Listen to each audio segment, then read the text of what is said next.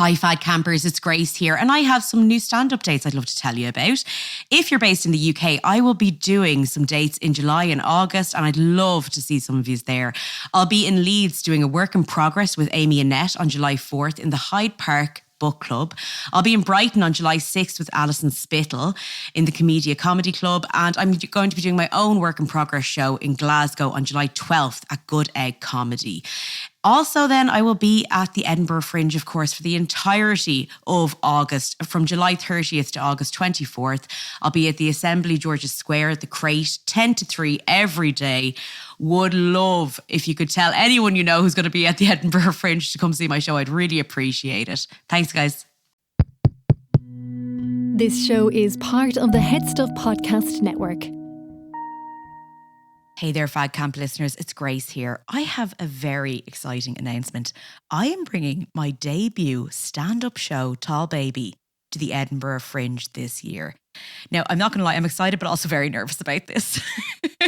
You know, it's a big deal to bring your debut show to the Edinburgh Fringe, and I'm not going to lie, I'd love to see a few of you there if you were able to make it. I'll be doing shows from the 31st of July to the 25th of August. So lots of dates to choose from. So if you or anyone you know is going to be at the Edinburgh Fringe this year, please let them know about my show. I'd really appreciate it. You can buy tickets on the official Edinburgh Fringe website, that's edfringe.com, or the Assembly Festival website also. But listen, even easier, you can go to my Instagram page, which is Grace Mulvey Comedy. There's a link in my bio and it'll have all the details to all the shows I'm doing, including some shows in London, Dublin and Brighton. But listen, thank you so much for listening to this message. And again, I hope you enjoy this Fad Camp episode. What's the best way to reduce? Eat plenty or starve yourself? 30 pounds in just 18 weeks. Jenny Craig totally worked. I love to eat, but overeating made it impossible to lose weight. My body wants bread, and I'm gonna give my body what it wants. Oh my God. So I lost Naturally. Medical studies prove that overeating is the number one reason for weight gain. If you need to lose weight, use safe and natural springs away and bring your weight down without the use of Welcome to Fad Camp, a podcast that throws a comedy eye over our societal obsession of diets. Now, a little disclaimer, we are not health experts, but we are fad diet connoisseurs. I'm your host, comedian Grace Mulvey. And I'm your co-host, Conor Dowling. Welcome to Fad Camp.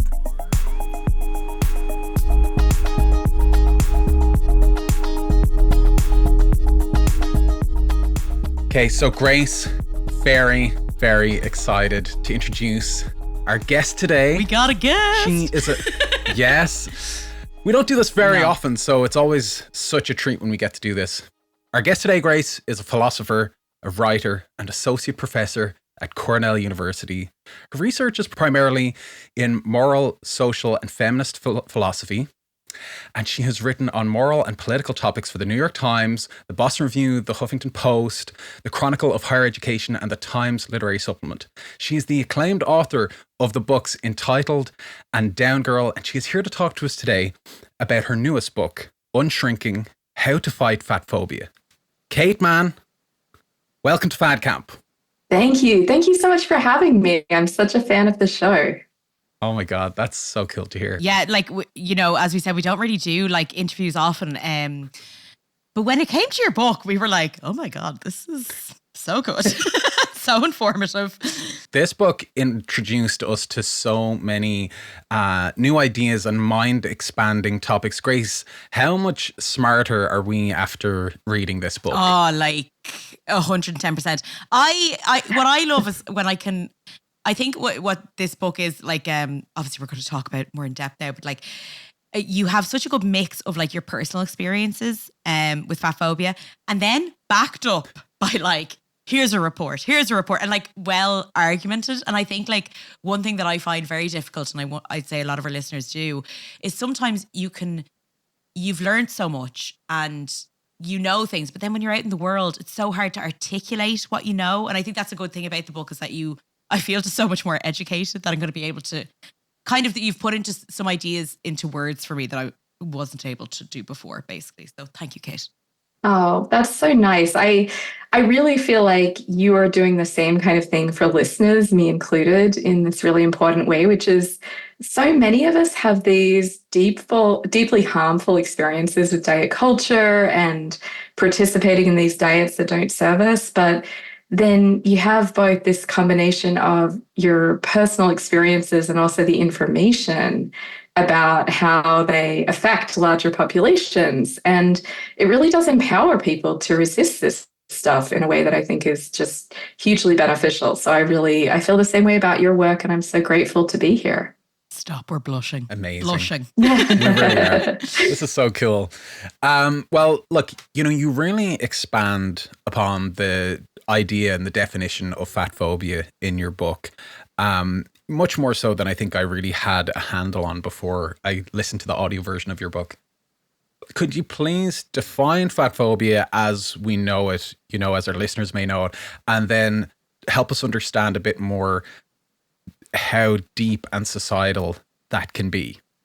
Yeah, absolutely. I think that fat phobia, as I see it, is a matter of the unjust downranking of larger bodies. And I also use the term fat in a completely neutral way, as do you and many of the authors you're engaging with. So when I use the word fat, it's just a neutral description of some bodies, not a pejorative term, nothing shameful.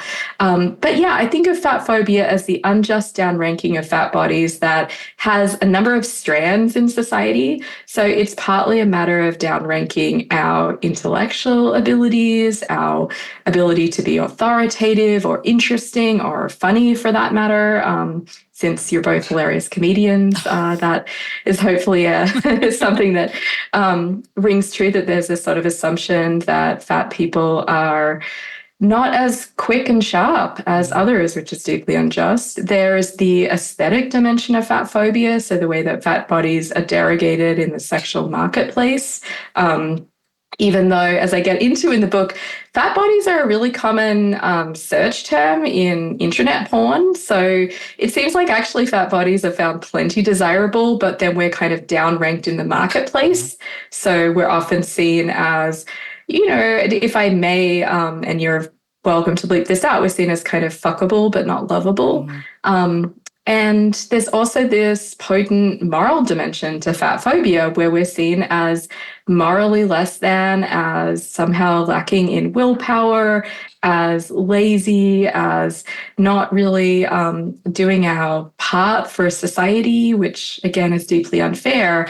And then there's, of course, the health strand to fat phobia, which you have played a big role in helping debunk, this notion that fat bodies are automatically unhealthy or even doomed to die of our fatness. And of course, the science on this is much more complicated and nuanced.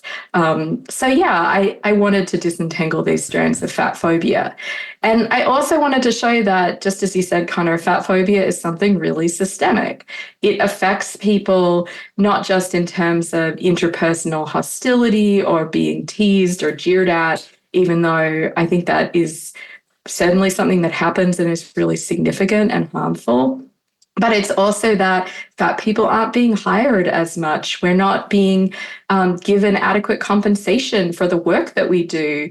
We see in education fat children not just teased and bullied by peers, but also underestimated by teachers, which is really disturbing, and by parents who were less willing in one study to give money to their fat daughters to attend college compared with thin daughters. Oh my gosh. Isn't that shocking? Sorry, this was in the 90s. I just remembered. But it hasn't gotten better. I just remember that part of the book.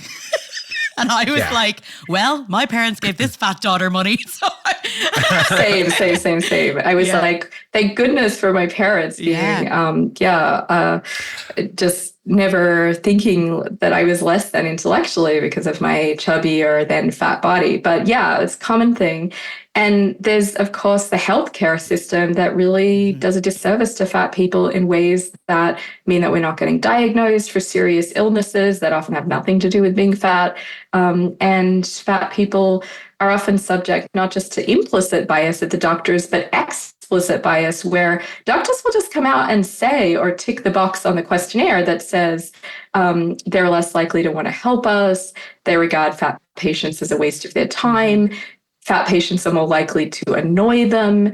So you see these kind of interconnected ways where fat people's life prospects and freedoms and opportunities are being limited in ways that I think are unjust and oppressive, and also really a waste of fat talent. Like, there's so much talent in the population of larger people that is being squandered because we aren't getting those opportunities or that care or that belief in us.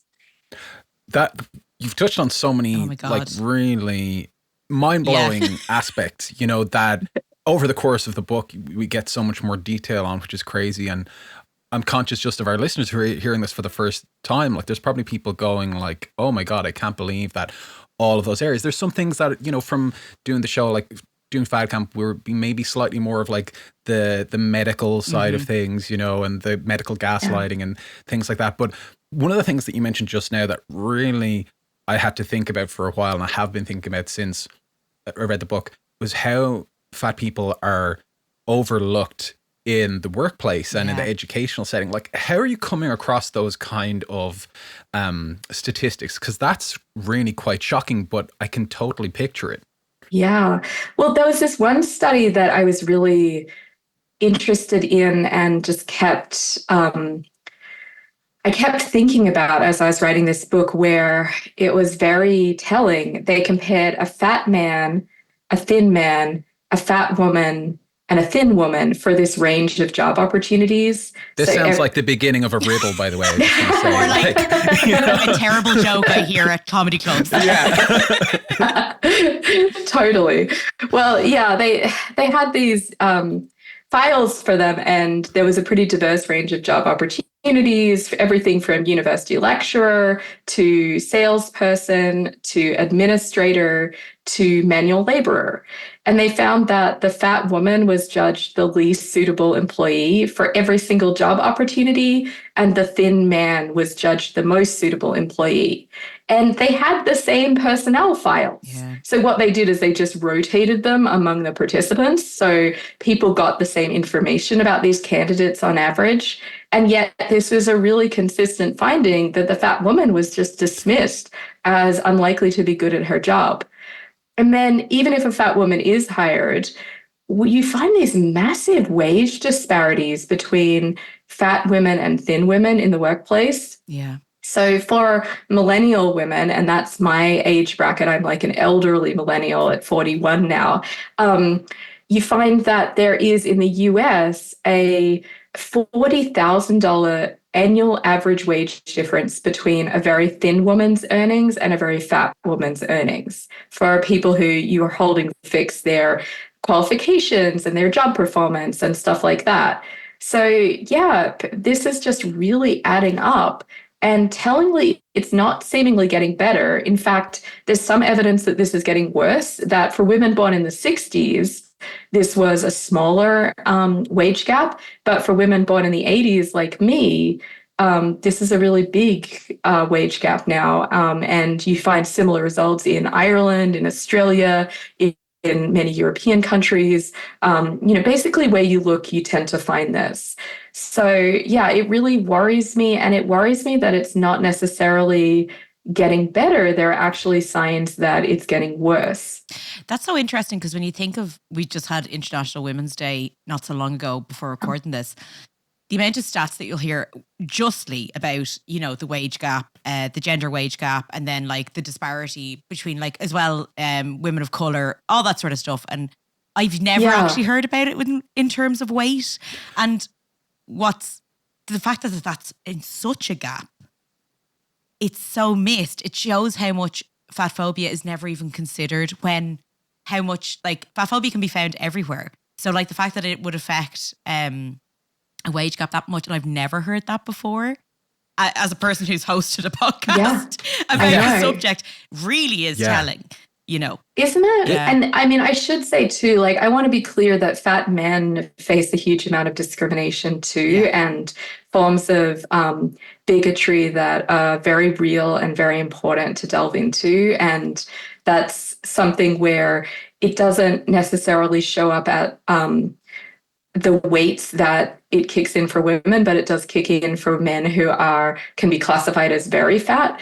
So it's not just women who are affected by this. And there's some evidence even that non-binary folks can be affected even worse by these kinds of biases. But yeah, for fat women, they kick in very early, like even gaining, I think it was 15 pounds as a woman has a demonstrable effect on her earning power throughout her life, according to these same kinds of statistical analyses of people's weight, their qualifications, their job profile, and their earnings. And yeah, we don't hear about it because, to my mind, I've been working on the topic of misogyny for about 10 years, and that's really now my bread and butter as an academic and a writer. Because there's so much of it.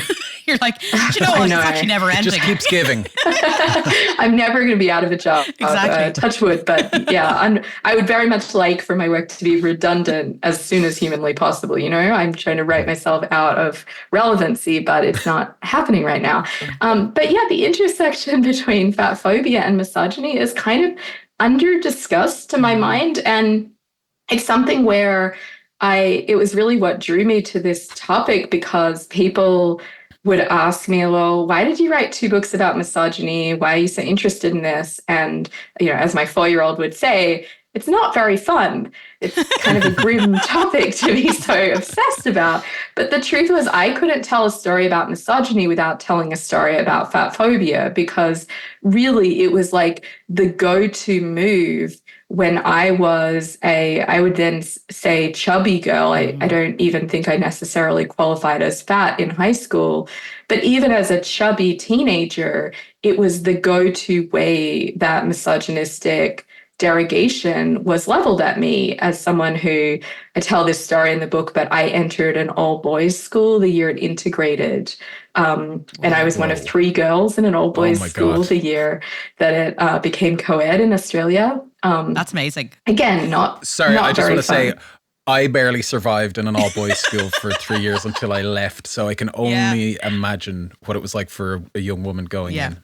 It was a really terrible time, Connor. Thank you for saying that. I'm sorry that you experienced that too. I just think for really anyone, it's a bad place to be, at least the way boys' schools were when I was a teen 25 years ago. But also, I hear stories now about all boys' schools in especially my home country of Australia. I've heard a lot of people getting in touch because they know I have this history, and it doesn't seem to have gotten much better. Anyway, it was a toxic mess, and the way that I was often teased and made fun of and belittled was it was a go-to move to call me a fat bitch, to scroll it on my locker, to joke that I would be the person most likely to have to pay for sex. That was like my high school award that I got at the high school leavers assembly. What? So That is mad. yeah, the whole auditorium roared with laughter as my body was the punchline. And that certainly left scars. Was there no adult present? Like, when you're like, this stuff can just go on and no adult is like, that's a bit much. Oh, well, I'm off. You know what I mean? Like, I don't understand. That was exactly it. The institution was so indifferent. I remember teachers blanching when that was said. And one teacher, to her credit, came up to me afterwards and said, "Oh, Kate, are you okay?" And I was so frozen with how there's the flee, fight, or freeze or fawn response. I'm a freezer. So I was just completely frozen, like even going into that whole year, let alone that assembly, let alone after that happened. I was so frozen that I was like, yeah, I'm fine, whatever. But of course, it leaves its scars, and it really is traumatic. And I've heard from so many readers that they had similar experiences at all kinds of schools and can relate to that way of just being singled out, even when the irony is having a fat body is ubiquitous. I mean, between 2/3 and 3/4 of Americans have a claim to be somewhat fat. And yet, in a way, the more common it is to have a fat body, the more we cast judgment and aspersions and make fun of people for just having the bodies we naturally have, human variation. So it seems like bullying of any other kind to me is like, everyone's like, obviously that's very unacceptable. when it comes to fat shaming, particularly with men, it seems to be like, oh, well, that's just a joke. And sure, you can change that. So why would we even step in and say that that's completely. bad? You know, that's the thing. You see this with like liberals about Trump too. Like there are a zillion things to criticize Trump for and make fun of him for. And his fat body is not one of them as far as I'm concerned. It's the least thing to be worried about. And we talked about that in an early episode of Fad Camp, because it was like, I remember saying like, I don't want to sound like I'm defending Trump here, right? But like, pick a different target. There's so many other things that you can make fun of them for. And so, but like, sorry, go on, Conor. Yeah. But like, even just on the school side of things, like, it just feels like, and I kind of was thinking about this as I was like listening to the book, and you know, it just feels like I remember being made fun of for my weight, like from like a very young age in school. And it's hard not to feel like it's just a factory installed, you know, setting on people. They're like, oh, I see fat, I make fun of that. You know, that's a nice rhyme. We should put that in Grace, we put that in a t-shirt. We just make that happen. That's merch right there. I see fat, I make fun of that. Oh God, I can hear the kids chanting it in my head now. That's what they used to say to me, and it was devastating. No, but like, is that being fed in through all of these other ways? Like, is it from watching, you know, the way fat characters are treated on TV, and you know, is it just being sort of fed into people's unconscious, like from such a young age? Yeah, and the thing of it is it's very recent. So as I said, I studied misogyny, which is about as old as agriculture. Like, misogyny is as old as patriarchy, and it's been around forever, and no one really knows why. I mean, there are historical accounts, there's lots of debate, but it's a good, really open question. Fat phobia is really recent. Yeah. So it's not to say there weren't aspects of fat phobic rhetoric or some fat bodies that we have an ambivalent relationship with in history, but it wasn't until the mid-18th century that, according to work by Sabrina Strings, this brilliant sociologist, it wasn't until then that fat phobia really became systemic. Because before then, fat bodies were seen as a sign of luxury and wealth and abundance, and just having enough to eat was a good thing. And then what happened was basically fatness became associated with blackness, because white racist pseudoscientists were attempting to find a basis for distinguishing white bodies from the black bodies who were being enslaved so brutally and in ever-burgeoning numbers in the transatlantic slave trade. So Strings shows through this brilliant account in her book, Fearing the Black Body, the racial origins of fat phobia. And I really encourage everyone listening to check out that book for the full account of this. But she shows that when these white racist pseudoscientists made this association between fatness and blackness, that was when fatness fell into disrepute and thinness became a mandate for especially Anglo-American white Protestants, especially women in America, were really required to be thin. So it's really important to be clear in this history. It's not that fatness was derogated and then associated with blackness. It's that fatness and blackness became associated, and then fatness became a bad thing in people's minds. And this was very much a thing that was then exported to the rest of the world through media, through, as you said, Conor, like TV shows, like Friends. What you find is people start watching Western media, like Friends is a good example of this, or reading magazines. And then you find a rise in eating disorders a few years later in the countries where this media has been introduced. So fat phobia, has a pretty clear origin story, and then it got exported to most of the rest of the world via these messages that, like, Courtney Cox in a fat suit is hilarious and just a figure of fun, and her thin body is sexy and desirable. That comes from somewhere, and it really influences people in general and children in particular to have these judgments about the fat body that are not part of our DNA. They're not something natural. There's something cultural, and there's something that I think we can reverse. I think we could undo this if we went in the right direction, Yeah, I also, do you know what gets me about the fat suits? is not only that like the joke is like, oh my God, she's fat, but the other joke is they're so badly made. I'm sorry, but like, I'm like, look at me and then look at Courtney. You're saying I'm probably around the same size as Courtney Cox's fat suit. And like, if you're telling me that that's how I look, like that's what's so, you're like, Hollywood is meant to be where they can make like, I don't know, Marvel movies. Like they're literally like, let's like imagine an alien from outer space. Yeah. And then this is what you make when you think of a fat person. That's what I find more degrading. I'm like, are you joking? Put a bit more work the way into fat it. is distributed, the way it like lays, the way it's molded, the way it looks in clothing, the way it looks naked. It's all done so badly by Hollywood that like even the film The Whale, which was praised for getting this right, which it so didn't, like the fat looks so unnatural and like it's just, it is not only donned as a costume, but just as you said, Grace, it's like a very bad costume. People's fat does not actually look like that. And it makes it kind of extra horrifying in ways that just add to the tropes and add to the misinformation and add to the fear and loathing of fat bodies that, yeah, we did this culturally and we can undo it, I think. Like I sit through Avatar and I'm like, you're able to create a world like this and you can't create a fat suit. Anyway. But no, or hire a fat actor. Hire a fat actor, exactly. No, Kate, that's asking too much. Let's be honest. Too far. We'll put my agent's details at the end of the show, you know, if you're looking for fat actors. Kate, what is the straitjacket of fatphobia?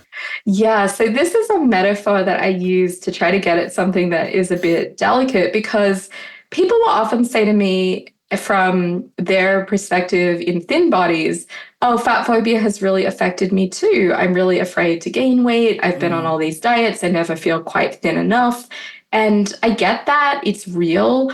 But the thing about fat phobia is that I want to recognize something which I think the amazing fat activist and author and podcaster Aubrey Gordon makes really clear, which is basically fat phobia gets worse the fatter you get. And it's particularly pernicious for those of us in very fat bodies. And I should say that I write as someone who has had a much fatter body. I now consider myself what fat activists call a small fat person, who is kind of more on the low end of the fat spectrum. So I have more privilege with this regard than I once did. But the idea of the straitjacket of fat phobia is fat phobia kind of threatens many, if not most people, not to get any fatter. And it says, look, we'll put you in this binding situation if you do. But it actively constrains fatter bodies and, you know, literally cuts off people's circulation if they sit in chairs that don't accommodate them and in airplane seats that aren't designed for them. And in a world that is just not accessible, fat bodies get cut up and bruised and battered by this straitjacket of fat phobia that has this additional social meaning to say that you don't deserve care as a fat person. You're kind of dismissed in the same way that people used to be dismissed as mad or crazy or insane. And so we're beyond the pale of ordinary social relations. So yeah, that's the idea behind it. You made such a good point in the book, actually, about airplanes in particular, because this is, I can't remember, I'm not even going to say the name of the Aegis who said it anyway, but you know, you brought up a reference of a man who kind of made this big thing on Twitter about how fat people should have to pay more on planes because they're excess weight. Yeah. And what I loved about the point that you made was not only were you like, right, I'm going to approach this like an actual argument, but then you were like, anyone can basically break down this argument and see it's not realistic. First of all, flying is not a right. So as you say, like, as your person chooses to fly, they're a customer. They're a customer handing over money. What the hell are you talking about then? Like, if anything, I'm like, airlines, like, not only should, but have to accommodate all types of people. Why? Because airlines don't have a right to exist. They exist because people choose to fly. So they are a service that people pay for. And then second, you brought up the brilliant thing of the excess baggage isn't something that planes like make you pay for because, hey, it's for safety. They make you pay it because they want to make money. So like the reason why we pay for excess baggage is because we get the low airfare. All of this was like, I was like, oh, it was such a nice way for you to give us these abilities to break down something that is so emotional. The problem is this man is coming from a place where he just doesn't like fat people. So he has no logical explanation. But he wants to pretend it's logical. And then you're coming back with, well, here's how I break down this argument. And it's a great way of actually in our own lives being able to approach it like that, because it can be a very emotional topic for a lot of people listening today. Yeah, totally. I really appreciate that. And you know what? I am going to say his name because I think he deserves to be called out. He's like the most famous moral philosopher probably in the world. He's another Australian. He's certainly the most famous Australian ethicist, Peter Singer. And he made this really not very thoughtful argument that fat people should just pay more for traveling on airlines because we weigh more. It was literally called, this article that was then retweeted and went viral, Pay More, Weigh More. Weigh More, Pay More. And you say this man, this man is a thinker. He is a thinker. Yeah. He is a professional, famed, celebrated ethicist who wins $1 million prizes, quite literally, for his work in intellectual argumentation. And it was just such a thoughtless argument because, just as you said, Grace, like, airlines don't charge more. So his argument, just to break it down for people, was like, if you have to pay hundreds of dollars for an extra 100 pounds of excess baggage, why shouldn't you pay more for 100 pounds of your flesh? And well, there are very clear reasons, which is it's incredibly stigmatizing and unjust. But even beyond that, it was such a silly idea because airlines don't charge more for excess baggage because they have to. They do it because they can. They can make a buck out of that, or more than a few bucks. They make a ton of money by holding airline tickets as low as possible, and their pricing model involves doing that and then charging a premium for anything people might need, like transporting baggage, like everything from food to Wi-Fi to upgrading seats to needing an extra seat if you have a larger body. They are not in the business really of serving people in a way that is equitable and just and accommodating. They're in the business of making money out of you and profiteering, like all companies under late stage capitalism. That's what they do. That's what they are, just doing their thing. But the idea that we should play into that by saying that larger people are responsible for their quote unquote excess flesh, which is like, who are you calling excess anyway? And that's the thing about fat phobia, is it makes us, I think, oftentimes less thoughtful, less smart, less sensitive, and less able to think critically about some of these arguments that arise, not from Peter Singer actually having this interesting, logical, rational argument, but he was just having a go at fat people. This came from a place, exactly as he said, Grace, of disgust towards the fat body. The article literally starts with him looking around the airport in Melbourne, which is both of our hometowns, and saying, oh, there are so many fat people, quote unquote, waddling around, they can barely walk. That's just pure, straight up fat phobic disgust, and it has no place for a thinker, for any of us. But what a bad example of clear thinking. Or philosophy should be about breaking down prejudices and bad thoughts that we can get beyond by thinking more clearly about these things. Yeah, and like, where does he get off even just weighing in on this? He's not like part of the aviation industry. He's walking around. Yeah. I see fat people like hailing Joel Osment's 6 cents. Like, come on.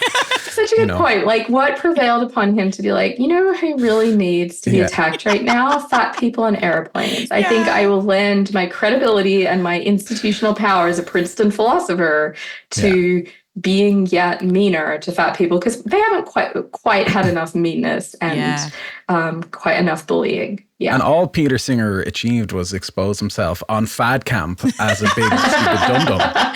Big old fat phobe. Yep. Oh my God.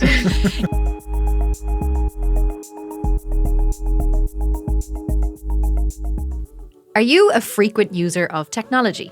Do you want to know more about how this stuff works? And do you sometimes think tech developments are pointless? Well, you're not wrong.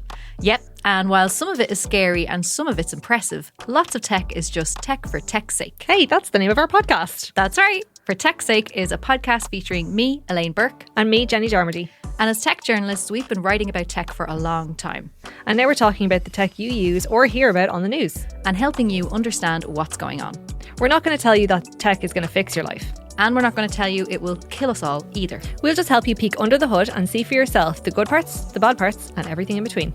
And each episode will feature an expert to help us learn more. So if you want to know what's the crack with AI, or how your data can be used and abused, or how to have a healthier relationship with technology, then tune in every fortnight for new episodes from us. For Tech's Sake is a co-production from Silicon Republic and the Head Stuff Podcast Network. Subscribe now wherever you get your podcasts.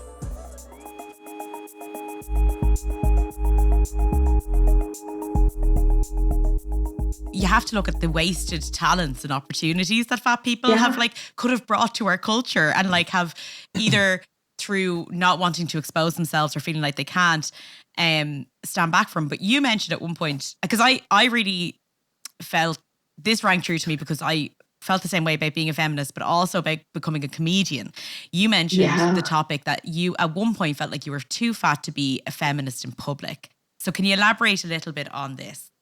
Yeah, I'd love to. I wrote an academic book, my first book, Down Girl, expecting to only reach, a dozen people, because that's the nature of academic books. And I just got lucky in that it was about a topic that was really hitting the media the week that it was released. So it happened to come out the week that the Me Too movement was publicized by celebrities like Alyssa Milano, after having, of course, been led by Tarana Burke for over a decade. And so suddenly I had people wanting to interview me and wanting to talk and wanting to have me come out. And I was offered a trip to London to publicize the book.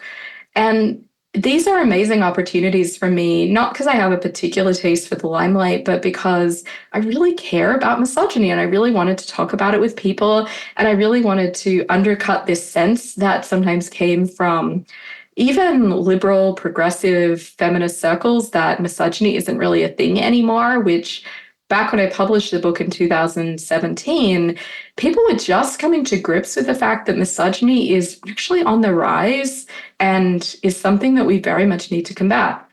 But I found myself turning down all these opportunities because I was like, look, I'm already an outspoken feminist. I already get, unfortunately, things like rape threats and death threats if I speak out on Twitter. And I can't add fuel to the fire by exposing myself as fat, which I've been pretty much my whole adult life, and which I felt intellectually unashamed of in a way, because I encountered fat activism pretty early on the internet via work like Kate Harding's and Marianne Kirby's and Leslie Kinzel's. But I was still trying, despite that political belief, the personal piece of it hadn't fallen into place for me. And I was still trying to shrink my body, still not willing to come out as fat, really. And so hiding behind a Skype well-placed camera angle and not letting people take photos of me when I did public lectures and not being willing to be interviewed on TV. So yeah, that is just one way where my own goals as someone who wanted to talk about this publicly were really undercut by feeling like, oh, if I acknowledge the fact or let people call me fat, it will just be the end of my intellectual credibility. That's so interesting that you say that, because when I started becoming a comedian as well, I just remember thinking, oh, sure, I can't get up on stage because the first thing they'll say is I'm fat and I then won't be allowed to speak or something. Like I felt like I was Quasimodo getting on the bleeding platform and they were going to throw fruit. And I do think I started to stand up actually when I was probably at one of my lower weight phases. Yeah. But now I'm like, say, on social media even more, putting out videos of me fatter.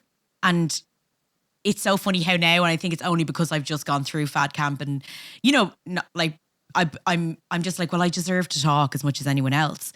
But the fact that as a younger woman, that would have definitely put me off speaking in public, or that I would be allowed to have any sort of opinion because my fatness will undercut it, or like, sure, they can just disregard me because I'm a fat person. That mentality is definitely there. And it's not something you pick up from being a baby. You pick it up from learning it from your culture. Completely.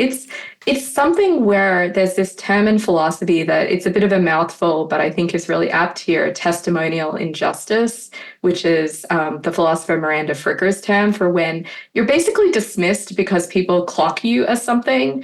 Like they clock you as a woman, so they say, oh, she's just hysterical. Or they clock someone as a Black person. And so they have some noxious stereotype rooted in racism that this is just someone who's angry and shouldn't be listened to. All of these forms of injustice, I think, are also really intersect with and apply to fat people who, when someone hears me speak, they don't really necessarily want to or are willing to or even sometimes capable of hearing me as a philosopher who, at least on a good day, is hopefully somewhat intellectually authoritative about a few topics that I've studied and thought about for a long time.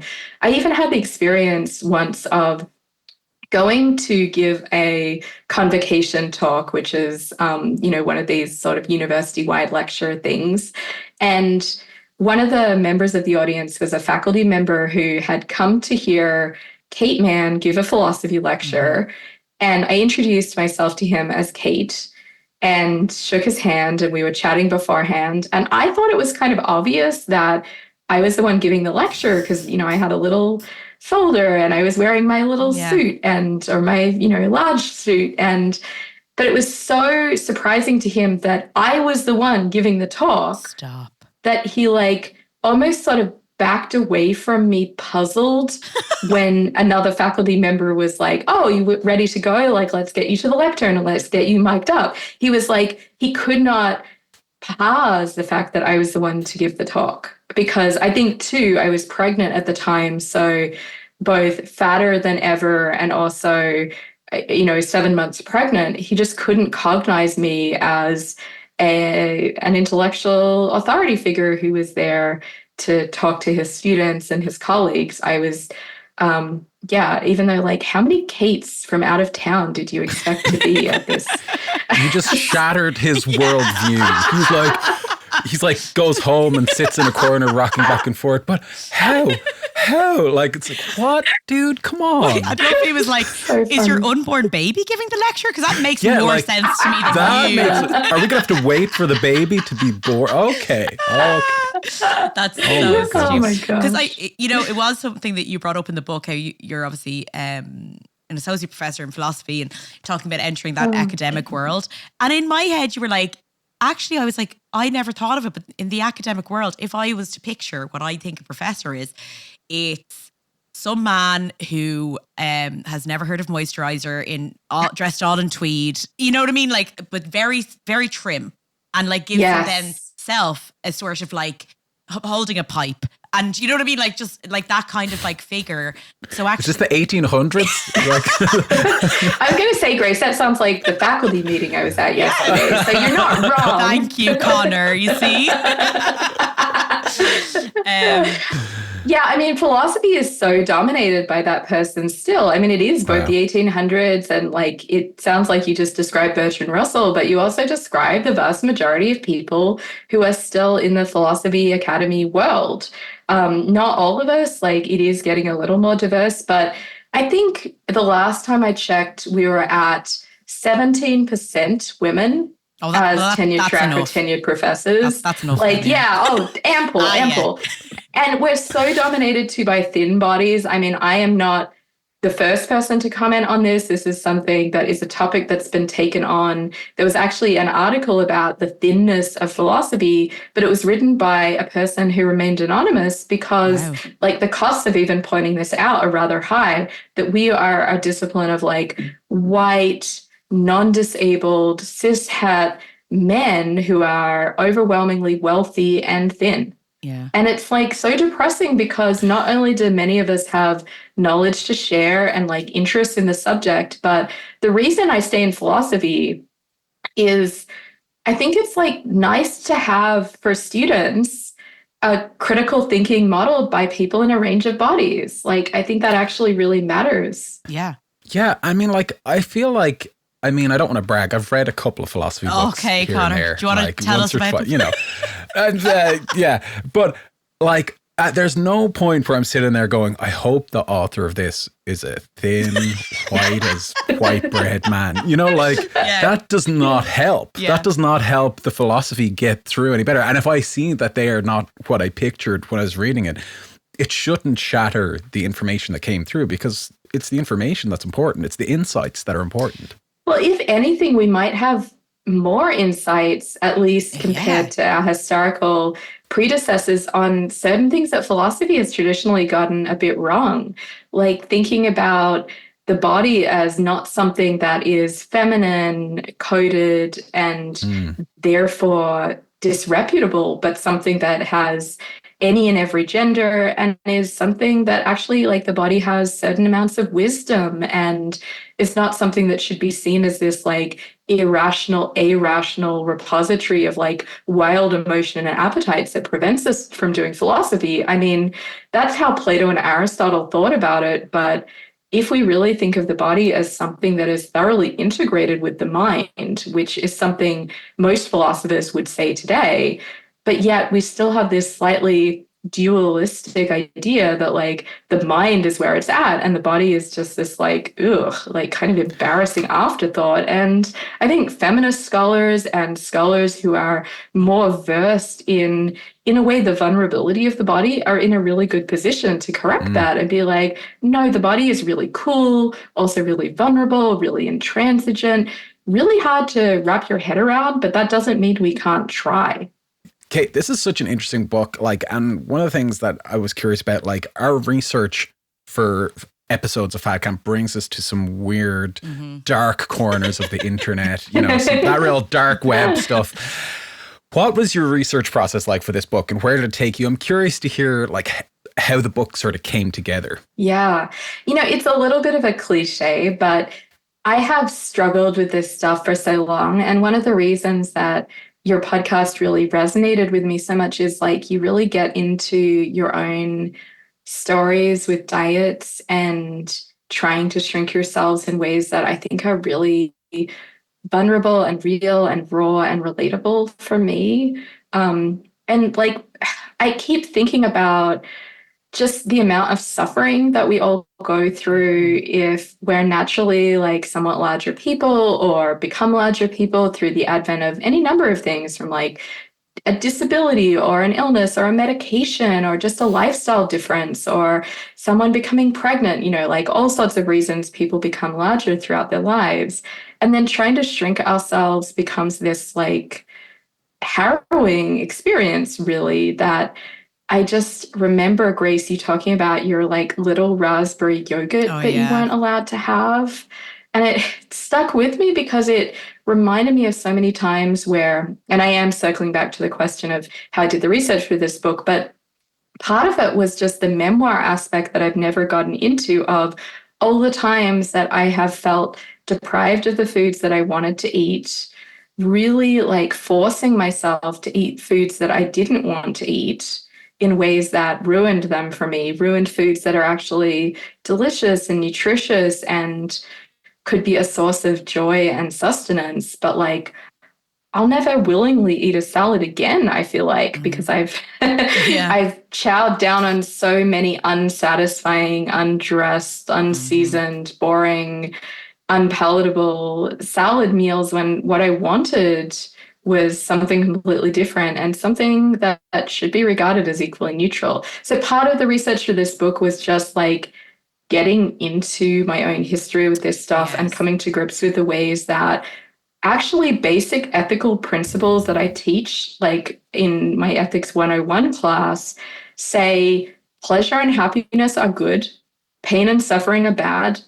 It's not clear exactly how to build that principle into a fully fledged ethical theory, but those are very hard to doubt ideas that I try to animate students to get invested in from day one in the classroom.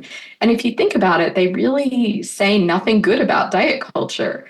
Like if you combine it with the fact that people don't even tend to lose weight in the long term. So these diets are both pointless in terms of some people's goal of weight loss, and the goal of weight loss is questionable because it comes from often a fat phobic place.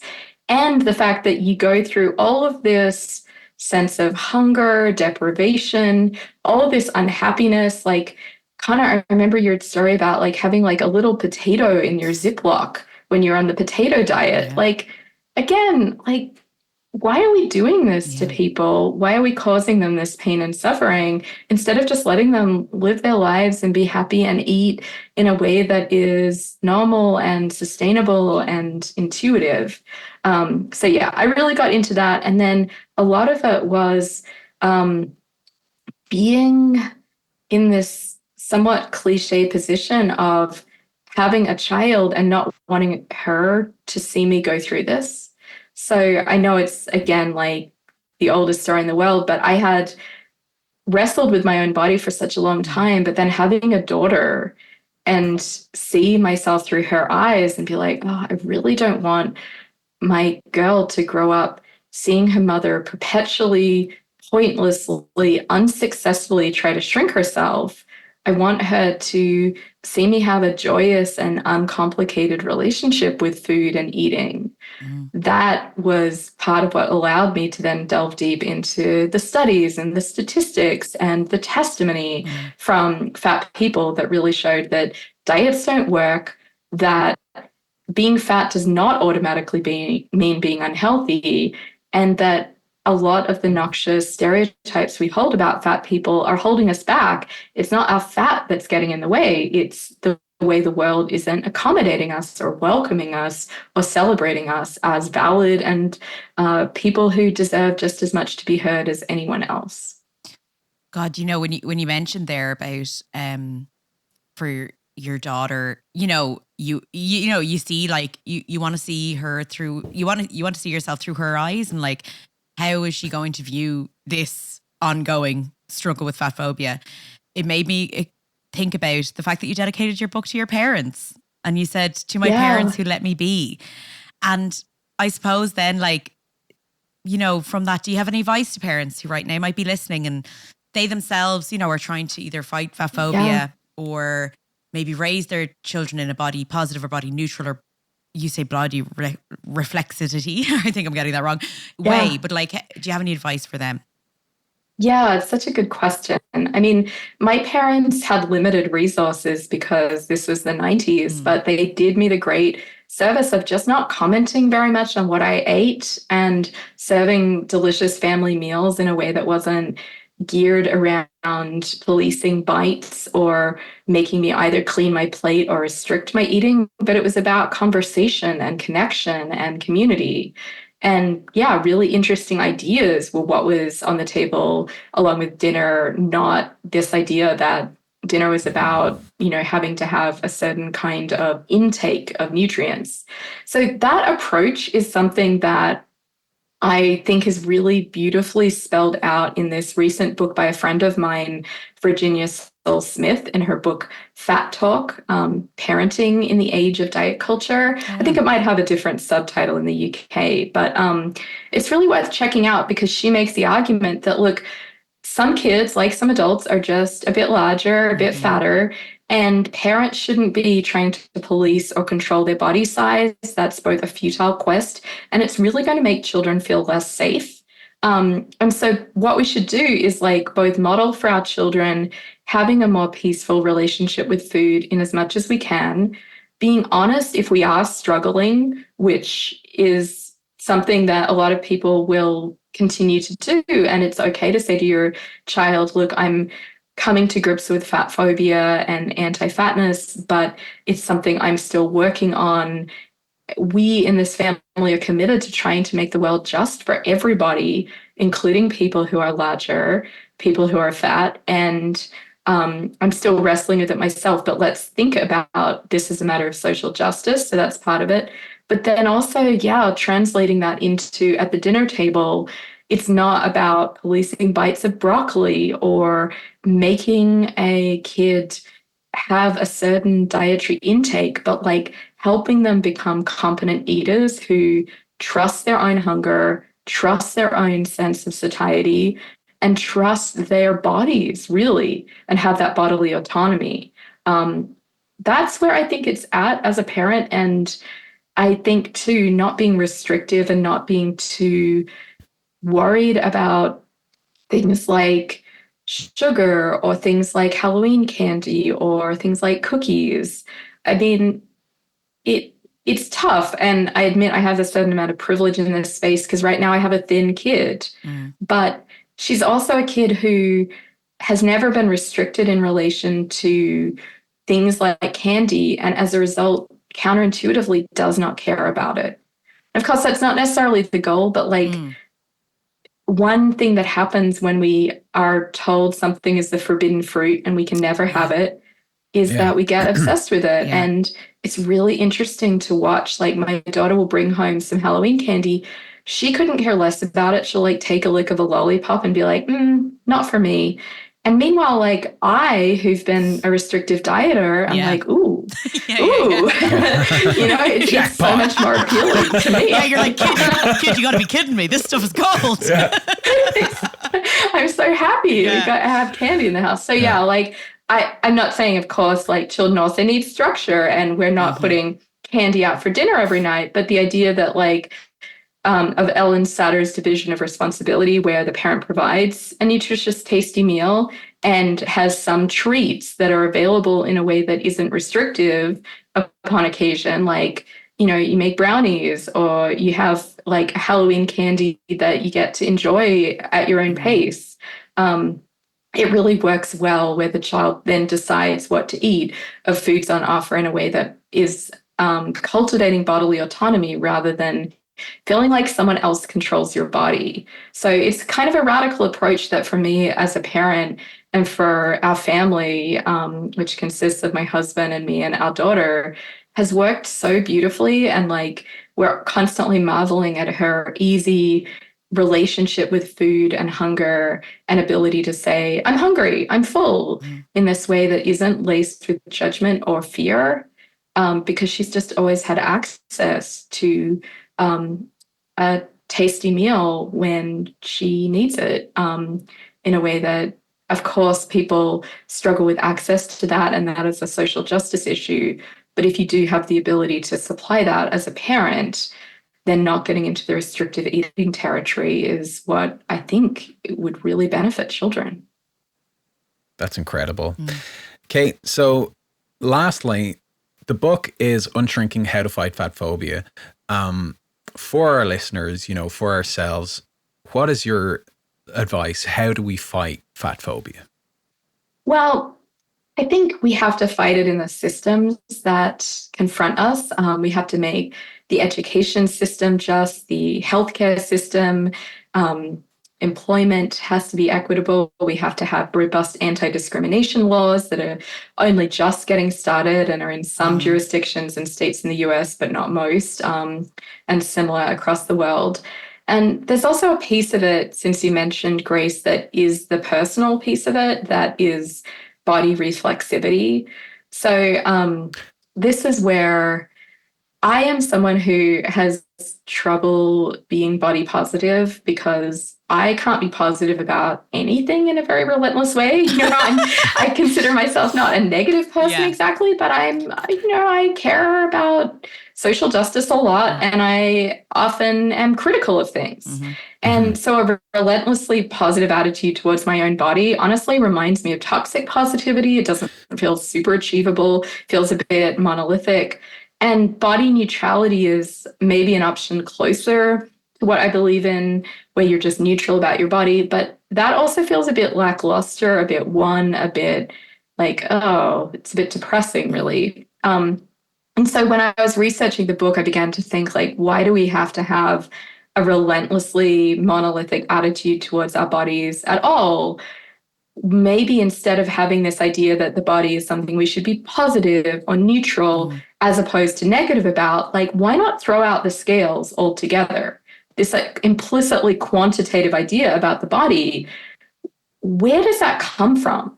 Because the mantra that began to pop into my head and that I found really healing was the idea that my body is for me, your body is for you, and so on and so forth, for every listener, for every person, and I would add every non-human animal. And this idea that the body isn't there to be judged or corrected or consumed or compared, and that it doesn't need a metric assigned to it, for me was this really liberating idea that I called body reflexivity, for lack of a better term. And so that personal piece of it has really helped my self-criticisms fall away. When I look in a mirror and I feel dissatisfied, I'm like, oh, reminder, my body is for me. Yeah. It actually like is serving me really well. Yeah. And if it's not in virtue of it having some aspect of appearance. It's because, I have an ache or pain or something that hopefully I can seek repair and treatment and care for. It's really about how you feel in your body, not about how your body looks or how it serves a kind of relentless male gaze that is often implicitly being assumed in the background here. So I think that's so powerful and that resonates so much. And I think for me in my personal life, that was such a revelation that I came to only from finally starting to talk about my body and my health and my weight and my relationship with food, etc., in therapy. And I realized that so much of the time when we are trying to do these things to, shrink our bodies or whatever, it's usually through somebody else's eyes. It's that moment when you look in the mirror and there's the dissatisfaction with what you see, and usually someone's face pops up or someone's voice pops up in your mind, whether it's very subconscious or not. It's a parent, it's a teacher, it's an old bully, it's a that guy from Melbourne Airport. Right, Peter Singer, I'm coming for you. Singer's voice just coming at me again. Yeah. But and it's trying to kind of like shut out that voice and go, this is for me. Yeah. This is for, this is how I feel about it. Or I am, if you're into exercising or, I'm doing that for myself, not for Peter Singer. Peter Singer has no control over what I eat, but his judgment is getting in there. This is the new merch tagline. It's not for Peter Singer, it's for me. Like, Peter, back off. It's just a hand, And really, when I strip away the world's voices, I'm like, oh, like, look at all the cool things that my body does. It like guides me through the world in a way that is allowing me to do what I care about. And I don't ever really go in for joyful movement, but, I'm okay with like walking. Walking is nice. And it allows me to rest and use my mind and be largely pain-free, which feels like an incredible gift. And if that doesn't always hold, then it's not that like my body is somehow failing to meet some standard. It's that my body, I hope, can be healed, or that I can have some kind of care that my body might need at a certain point, or that I eventually, we all become disabled. And for those people who are in disabled bodies, I think there is a similar kind of relentless judgmental gaze that people are exposed to where, it's not accidental that Peter Singer is also incredibly ableist, because there is this idea that the body should conform to someone else's image of what your body should be that undergirds fat phobia, it undergirds ableism, it undergirds racism and misogyny too, I think, in way, and transphobia for that matter. And I think if we all understood that our bodies were for us, simple as that idea sounds, I think it does have radical political implications for how we would let each other just be in our bodies in ways that allowed us to be at peace with ourselves and each other. Or that's what I hope. Well, look, I hope next time Peter Singer is stalking fat people in Melbourne Airport, he stops by one of the bookshops and sees Unshrinking, How to Fight Fatphobia by Kate Manne, and it blows his tiny little mind. Yeah. Kate, where can people find you and hear more about the great work that you're doing? I am Kate Manne at Substack. So you can find me just katemanne.substack.com, where I write the Substack newsletter More to Hate, which is about fat phobia and misogyny and their intersection and more. You can also find me on Twitter. I refuse to say X for now, at Kate_man, and on Instagram too, where I have a modest presence, but that's my Twitter alternative, I think, as we see that platform fade or implode, as the case might be. So I would love to connect with listeners, and thank you so much for having me. What a joy to get to talk to you both. I'm just such a fangirl. Thanks for listening to this episode of Fad Camp. As always, we want to thank our producer, Darren Lee. If you enjoyed this episode, please feel free to review us on iTunes, Google Podcasts, or wherever you listen to your podcasts.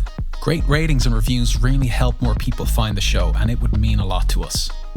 Make sure to share the episodes with friends and family or on your social media. Every listen helps. And we absolutely love hearing from our listeners, so please get in touch with any of your diet stories on fadcamppodcast@gmail.com.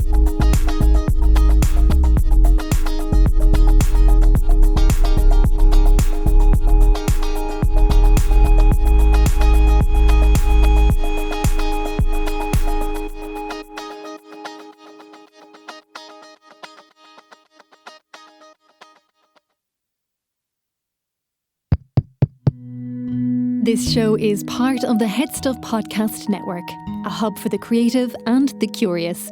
Shows are produced in association with Head Stuff and the Podcast Studios Dublin. Find out more or become a member at headstuffpodcasts.com.